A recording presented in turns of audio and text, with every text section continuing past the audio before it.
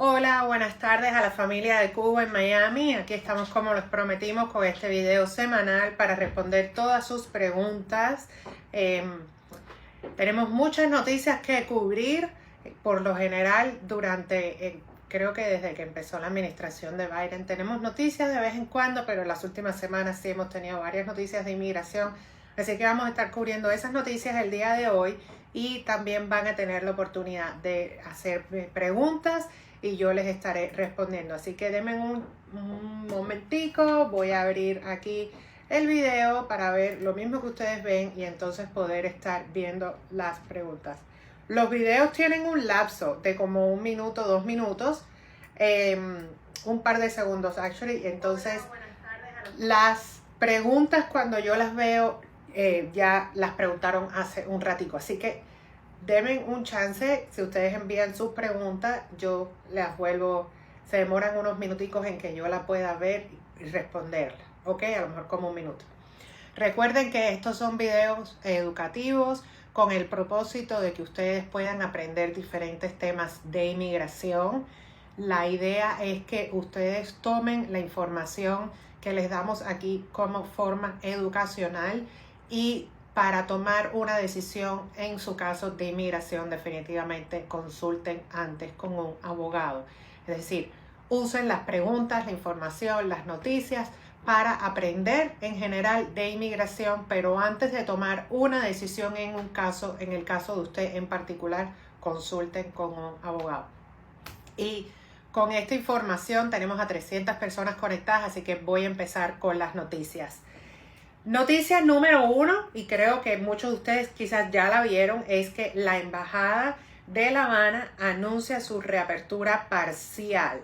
Ahora la noticia se recibe con los brazos abiertos. Realmente yo feliz de que la Embajada de La Habana esté haciendo más entrevistas, pero no es una felicidad por completo, ya que nos informaron que la Embajada de Guyana se mantiene abierta. La Embajada de Guyana va a hacer la mayoría de las entrevistas y La Habana va a estar haciendo algunas entrevistas. Ustedes no tienen la posibilidad de escoger si van a hacer la entrevista en La Habana o en Guyana. La entrevista es asignada por el Centro Nacional de Visa. Les va a llegar aproximadamente unos 15 a 45 días antes de su cita. Les llega la entrevista y obviamente tienen que ir con todo el paquete para presentarse a la entrevista. Mis esperanzas es que puedan integrar más personal a la Embajada de La Habana lo antes posible y que la Embajada de La Habana reasuma la función por completa de todas las entrevistas y así las personas no tengan que gastar miles de dólares en viajar a Guyana. Pero mientras tanto sí me parece que es una buena idea y es también un adelanto reabrir parcialmente la Embajada de La Habana. No solo eso, sino porque también vamos a tener más entrevistas mensual. Al final del día lo que queremos es que se hagan todas las entrevistas y que las personas puedan venir lo antes posible. Y tenemos un atraso actualmente de 2 años. Hay casos cerrados en el 2019 que todavía no han sido entrevistados. Es casi 3 años. Y hay muchos casos desde el 2020 que los están llamando a entrevista ahora, es decir, 2 años de espera. Eso nada más pasa en La Habana. En ningún otro consulado hay tanto atraso como el que tiene La Habana. Así que necesitamos la mayor cantidad de personal posible, necesitamos la mayor cantidad de entrevistas posible. Y si toma tener 2 embajadas abiertas haciéndole entrevista a los cubanos, pues 2 embajadas abiertas haciéndole las entrevistas a los cubanos. Desafortunadamente para el cubano que tiene que viajar a Guyana, va a tener que enfrentar el costo de los pasajes. Así que, bueno, es una buena y una mala noticia, pero por lo general yo creo que sí son buenas noticias tener la Embajada de La Habana abierta. Y como segunda noticia les quiero compartir, hay ciertos rumores de que la frontera de Texas está devolviendo a las personas. No son rumores, es verdad. La frontera del estado de Texas y el estado donde se encuentra Ciudad Juárez, que no me acuerdo cuál es el estado de México donde está Ciudad Juárez. El punto es que el estado llegó a un acuerdo con inmigración de que ellos iban a aceptar a todos los inmigrantes bajo el título 42. Es decir, no importa si usted es salvadoreño, guatemalteco, hondureño, cubano, nicaragüense, venezolano. Anteriormente en la frontera a los nicaragüenses, los cubanos y los venezolanos los dejaban entrar. Algunos los ponían en MPP, pero la mayoría que entraba ilegal los procesaban aquí en Estados Unidos y le daban la libertad bajo palabra o los ponían en MPP. Ahora no los van a poner en MPP, no los van a procesar aquí, no importa cómo sea la entrada. A partir de, no sé qué fue lo que pasó esta semana, según este acuerdo, las personas que entren por Ciudad Juárez los van a regresar. Ahora, existen excepciones al título 42 que la persona puede pedir en la frontera. Normalmente lo que se hace es que se presenta un paquete de parol humanitario y se le pide una excepción al título 42 a la oficina de CBP, y si la oficina de CBP está de acuerdo, entonces la persona o la familia que se presentó pueden entrar bajo esta excepción al país. El nivel de aprobación de la excepción es 1%, es decir, el 99% de estos casos lo niegan. Algunos abogados dicen que no, que es un poquitico más. La realidad es que sí, la mayoría de los casos lo niegan. Yo no les tengo mucha esperanza pedir la excepción, pero se puede pedir en casos extremos, personas con familia, personas con niños menores de edad, personas con enfermedad, personas que puedan demostrar persecución en México. La lista de los factores están ahí y se puede pedir esta excepción para que no le aplique el título 42 y sea regresado a México. Pero el rumor que estaban haciendo no es un rumor, es verdad. Sí está pasando y no sabemos si esto va a pasar por toda la frontera, es decir, lo van a aplicar en Texas, Arizona, California, que son normalmente las más comunes, o si esto es particular a la frontera de El Paso. La realidad es que no lo sé. Creo que va a ser general para todas las fronteras, que fue un acuerdo con inmigración, pero a lo mejor en otra frontera no está sucediendo. La realidad es que no tengo información de que haya sucedido en otras fronteras, solo que ha sucedido en El Paso, pero no quiere decir que no empiece a suceder en otros lugares. Para aquellas personas que han dicho, oh, ya no existe el asilo para los cubanos, eso no es verdad. Los cubanos sí pueden pedir asilo, sí se pueden seguir presentando en la frontera para pedir asilo político. Desafortunadamente, al parecer, les van a estar aplicando el título 42 y hasta que esto no se elimine, no van a poder entrar. Entonces, vamos a ver cómo se maneja esta situación en la frontera en las próximas semanas y ya les vamos a estar dejando saber, pero sé que muchas personas me han enviado esta pregunta por varias vías y entonces tenía que responderles. Y con ese tema voy a empezar a responder sus preguntas. Ténganme paciencia. Ténganme paciencia, por favor, si no llego. Doctora, ¿hasta cuándo la solicitud de servicio tengo que hacer para reclamar la residencia bajo la ley de ajuste cubano? Si usted tiene una residencia pendiente, tiene que esperar hasta a que la residencia esté pasada de tiempo de procesamiento para poner una reclamación en el caso. Hola, entré confianza de un juez, quiero saber si puedo hacer un perdón a través de un matrimonio. Sí puedes hacer un perdón, hay que pedirle al juez que te cierre tu caso para poder hacer un perdón. Hola, buenas tardes, abogadas. Tengo una amiga que le puso la reclamación a su mamá y a su padrastro a la vez, pero en el caso de su mamá cerró en NBC 5 meses después y el de su padrastro porque supuestamente faltaba un papel. Ahora le llegó la entrevista al padrastro y no a su mamá. Y cuando llamó a NBC a preguntar, le dicen que porque los dos casos no aparecen linkeados. ¿Qué pudiera hacer para que ambos tuvieran una entrevista? Escribirle a la embajada de Guyana y pedirle que por favor que le den la entrevista a los dos, es decir, solicitarle un expedite al caso de la mamá, diciendo que la mamá ya tiene la entrevista y que quiere que los dos sean procesados igual para evitar que ella tenga que ir a presentarse y que ya hacer los trámites de los dos juntos para que los dos puedan venir juntos. Si una persona entra por la frontera, ¿de qué forma lo hace ilegal y de qué forma lo hace legal? Buenísima pregunta. La entrada legal es cuando la persona se presenta en un punto de entrada calificado como un punto de entrada internacional. En la frontera sur existen varios puntos de entrada.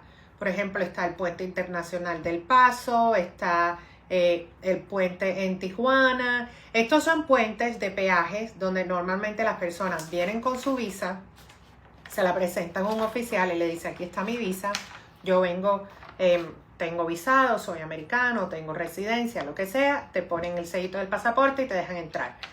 Anteriormente lo que hacían era que entraban por ese peaje y decían: yo soy cubano, vengo a pedir asilo político, déjenme entrar. Obviamente no los dejaban entrar, se los llevaban detenidos, los procesaban, etc. Eso es una entrada legal al país. La entrada ilegal es la persona que entra por un punto que no es un punto de entrada, es decir, entró por un hueco en el puente, cruzó el río y se presentó a inmigración, hay un hueco o una puerta en una parte del puente y entra por esa puerta. Eso no son puntos de entrada. Cruzar el río no es un punto de entrada. Puede estar el río aquí y puede estar la puerta aquí. Que si usted entra por el río y no por este puente, usted está entrando ilegal. Si usted cruzó por el muro y no entró por este puente, usted está entrando ilegal. El hecho de que inmediatamente después de la entrada usted se entregue a inmigración, eso no hace la entrada ilegal. Legal. Sigue siendo una entrada ilegal aunque usted se entregue a las autoridades ahí mismo.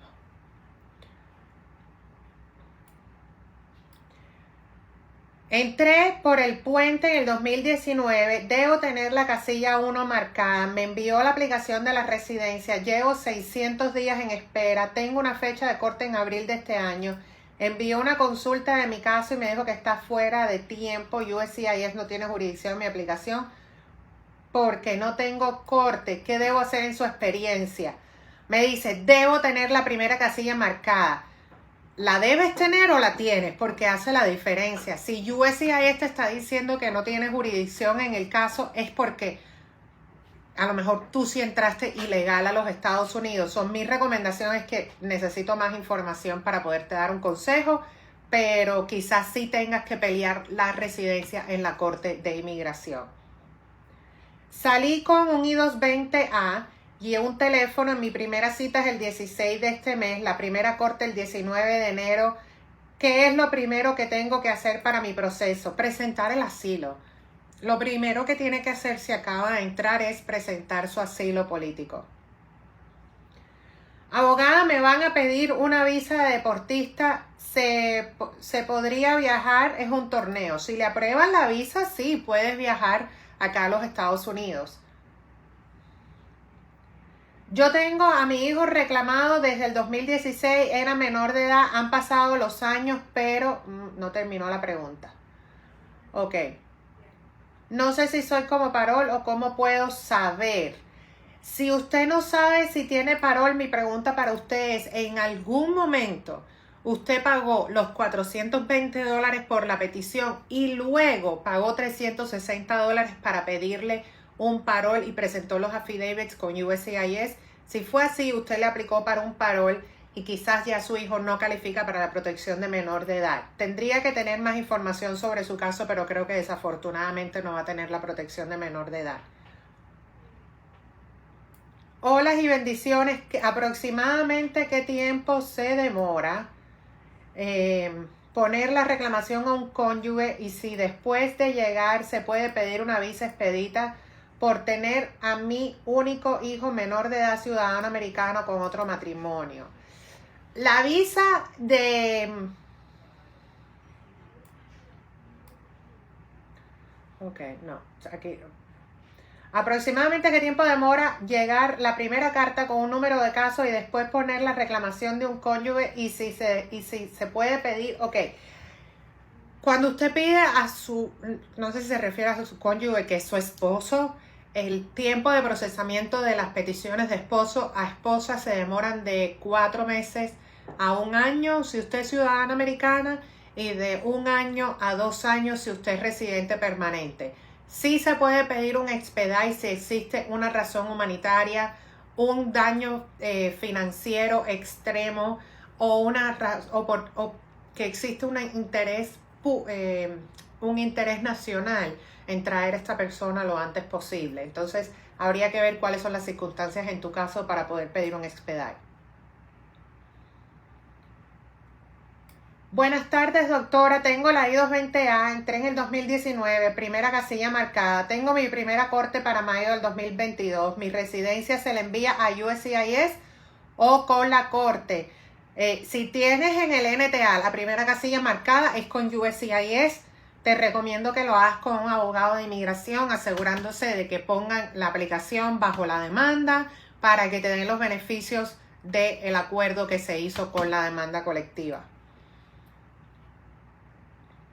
¿Qué beneficios tiene un deportista de Estados Unidos? Fuera de poder trabajar con la visa de trabajo, o sea, se supone que si tú entras con una visa de deportista, puedes trabajar con la visa de deportista como deportista por el equipo que te contrató, y puedes pedir una licencia de conducir. Ese es el único beneficio que tiene. Buenas tardes, abogada. Yo estoy reclamada por mis padres desde el 2017 y ya hice los 6 pasos y fueron aprobados en el 2021. ¿Qué puedo hacer cuando me darán las entrevistas? Gracias. Las entrevistas están trabajando con los casos del 2020. Entonces, todavía te falta un poquito para que te den la entrevista. Hola, los casos de reclamación para hijos mayores de edad reclamados por su madre no residente desde el 2016, ¿para cuándo son? Yo creo que el boletín de visa está todavía por los casos del 2015. Déjenme ver, visa bulletin, febrero del 2022. Si van, o a lo mejor van por el 2016, la realidad es que no me acuerdo porque esto es... Ok, sí, ya están entregando las visas de septiembre del 2015 y puedes aplicar si eres de septiembre del 2016. Es decir, puedes hacer los 6 pasos si eres de septiembre del 2016 y ya están dando las visas de septiembre del 2015. Así que si usted tiene una fecha de prioridad del 2016, todavía no es elegible para que le den una cita con Guyana o con la Embajada de La Habana. Hola, doctora, ¿cuándo puede una persona reclamar a un hijo, padre, etcétera, desde Estados Unidos de forma legal que viva en Cuba? Los residentes pueden reclamar a sus hijos menores de edad, a sus esposas y a sus hijos mayores de edad solteros. Los ciudadanos americanos pueden reclamar a la esposa, a la fiancé, a los hijos menores de edad, a los hijos mayores de edad, casados o solteros, y a los padres. Si quieres traer a tus padres, tienes que ser ciudadano americano. Esta persona dice que yo pagué en el 2016 y cuando abrieron los trámites nuevamente volví a pagar 800 y pico. Señora, honestamente habría que ver sus papeles y ver exactamente si usted está en la espera de un parol o si está en espera de una visa y por qué todavía no te han llamado para entrevista. Un hijo menor de edad, hijo asilado pedido por I-730, ¿qué tanto demora? La I-730 se están demorando como 2 años en ser aprobada y luego como unos 6 meses a 1 año en recibir entrevistas. Hola, doctora, soy hijo casado de ciudadano americano reclamado del 19. ¿Por dónde va eso? Los hijos casados van por las peticiones del año 2009, así que tiene que esperar un poquitico más, al menos que la Embajada de La Habana reanude todas las funciones que tienen y vuelvan a hacer las entrevistas de parol. Entonces es muy probable que le ofrezcan un parol para que puedas venir a Estados Unidos. Como usted tiene una petición de su papá que vas a tener que esperar tantos años para venir al país, lo más recomendable es que esperes a ver si te invitan a hacer el parol y apliques para un parol.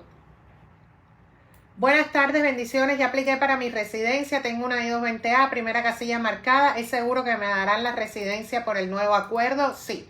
Si tienes la I-220A con la primera casilla marcada, sí le deben dar la residencia por este acuerdo, al menos que exista otra circunstancia como un récord criminal o algo así que no sé si aplica, no creo, pero bueno, si hay alguna otra circunstancia, algún tipo de fraude de inmigración, un récord criminal o algo que impida hacer la residencia, pero no se la pueden negar por no tener parol.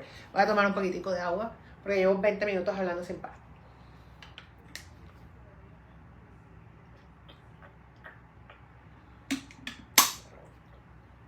Abogada, entré con el I-220B, tengo permiso de trabajo, estoy casado con una residente, tengo 8 meses aquí, ¿qué debo hacer primero? Aún no pongo el asilo. Si tienes una I-220B es porque tienes una orden de deportación. Y habrá que ver por qué tienes la orden de deportación. Si tienes la orden de deportación por no haber ido a la corte, no puedes hacer un perdón. Pero si tienes la orden de deportación porque no pasaste el miedo creíble, podemos hacerte un perdón a través de tu pareja. Entonces, lo primero que tenemos que determinar es por qué tienes la I-220B, es decir, quién fue que te puso la orden de deportación y luego de ahí poder tomar una decisión con respecto a tu caso. Me negaron refugio aquí en Canadá. Traté de entrar por Buffalo y me retornaron a Canadá. ¿Qué puede pasar si entro ilegal y me presento inmigración dentro del país? Lo pueden devolver de todas formas, lo pueden deportar a Cuba, lo pueden procesar de forma expedita o le pueden dar la oportunidad de presentar un miedo creíble y luego hacer una aplicación de asilo. Abogada, buenos días y bendiciones. ¿Por qué ley se puede reclamar a 2 hijos menores de edad en Cuba con los padres aquí en Estados Unidos para traerlos rápido y cuál es el trámite? Usted tiene que ser residente permanente o asilada política o residente permanente o ciudadana americana para traer a sus hijos a los Estados Unidos y para traerlos de forma rápida. Si existe alguna circunstancia extrema, tiene que pedir una visa expedita. Primero a USCIS y luego al Centro Nacional de Visa. Hola, abogada, cuando usted dice que las entrevistas a Guyana están siendo programadas para los casos del 2020, ¿se refiere al Priority Day o cuando les dijeron que estaban en espera de entrevista? Me refiero a cuando cerró el caso, ¿ok? Cuando el caso dio cerrado, que dijeron que ya tenían todos los papeles. Hola, abogada, ¿qué trámite tengo que hacer para que me retiren el grillete? Hay que pedirle al oficial de ISAP que les retiren el grillete y le pongan otra forma para reportarse a inmigración. Últimamente lo que están haciendo es que están dando unos celulares. Si llego a la frontera con mi esposa y un bebé de 1 año, ¿qué beneficios me da el país? Desconozco qué beneficios le pueden ofrecer aquí en Estados Unidos. Eso depende de cada estado. En algunos estados le dan Medicaid, que es decir, seguro médico. En otros estados le dan ayuda económica de comida. La verdad es que hay unos estados que no dan ninguno. La Florida, específicamente Miami-Dade, está presentando una propuesta legal para que no vengan inmigrantes ilegales acá al sur de la Florida y tratar de parar la inmigración ilegal para acá, para el sur de la Florida. Todavía no estoy muy clara en qué consiste la propuesta, pero parece que ha sido una propuesta presentada por Ron DeSantis, es decir, por el gobernador, y entonces quieren pues quitarle protecciones y algún tipo de amparo a las personas que vienen de forma ilegal para acá, para los Estados Unidos y radican aquí al sur de la Florida. Yo no dudo que vayan a eliminar las ayudas económicas para las personas que no tienen papeles. La realidad es que no he leído la propuesta de ley, pero me imagino que por ahí venga. Hola, abogada, me pusieron la reclamación desde el 2020, he hecho todos los papeles y no me han dado la aprobación. Ay. Aún me dicen que está en proceso. ¿Cree que me acepten y me llegue pronto la entrevista? Depende de la categoría. Sería bueno saber qué categoría usted tiene para saber cuándo es que la van a aprobar ese caso.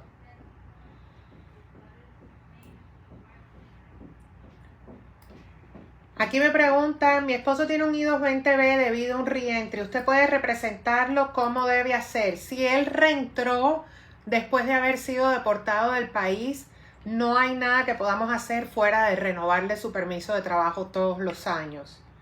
Hola, abogada, salí por I-220A hace un mes. Me gustaría saber si tengo derecho a aplicar para mi residencia al año y un día y cuánto debo esperar para mi residencia. La realidad, Danisley, es que no sabemos si vas a poder hacer la residencia al año y el día. Me imagino que usted entró ilegal, porque ahora todo el mundo está entrando ilegal. Si entraste ilegal al país, y te dieron la I-220A, no hay garantía de que vas a poder hacer la residencia. Se puede presentar con un argumento, pero no sabemos si te la van a aprobar o no. Eso depende del juez que tenga tu caso. Buenos días, estoy esperando la cita para una visa K1. Mi prometido fue negado en el 2005 para la lotería de visas porque no le llegó el pasaporte a tiempo. ¿Usted cree que eso lo afecte para la entrevista y ser visado? No creo. Eso fue hace 17 años.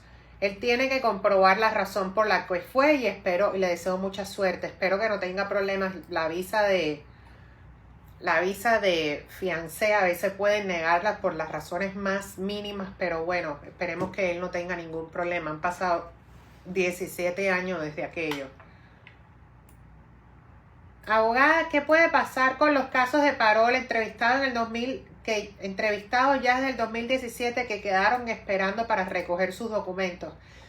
Mi esperanza es que ahora ellos saquen esos archivos que deben estar llenos de moho y los acaben de terminar de procesar.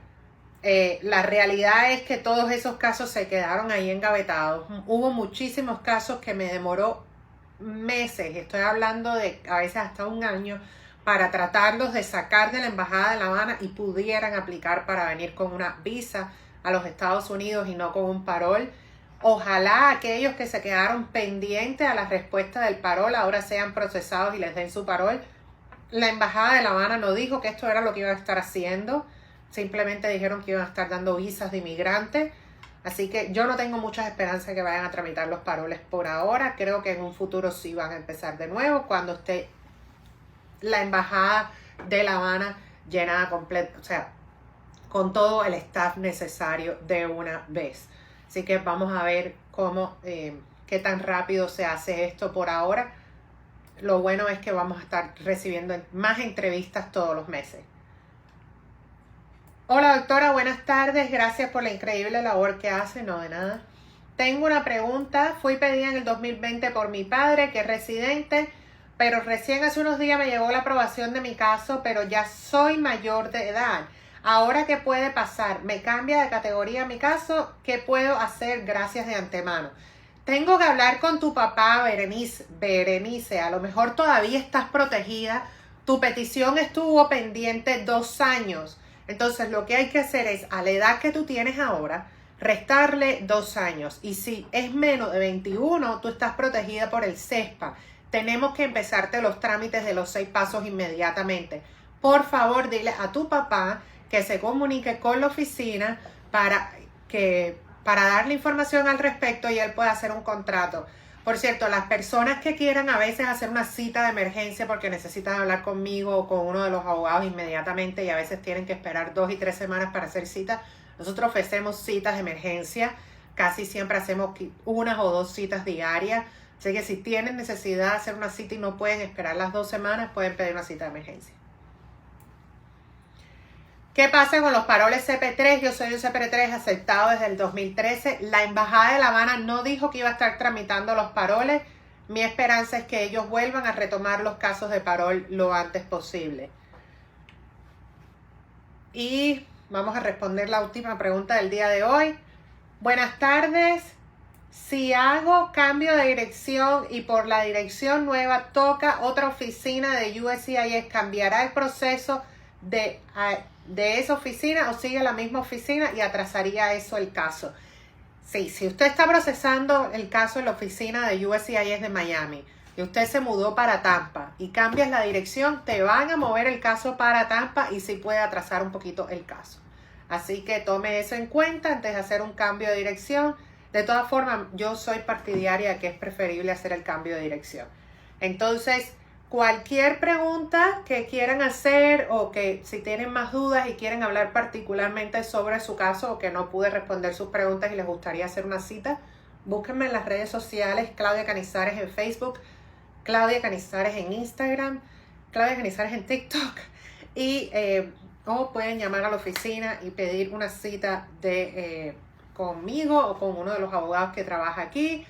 Si me han escrito por WhatsApp en estos días, por favor tengan paciencia.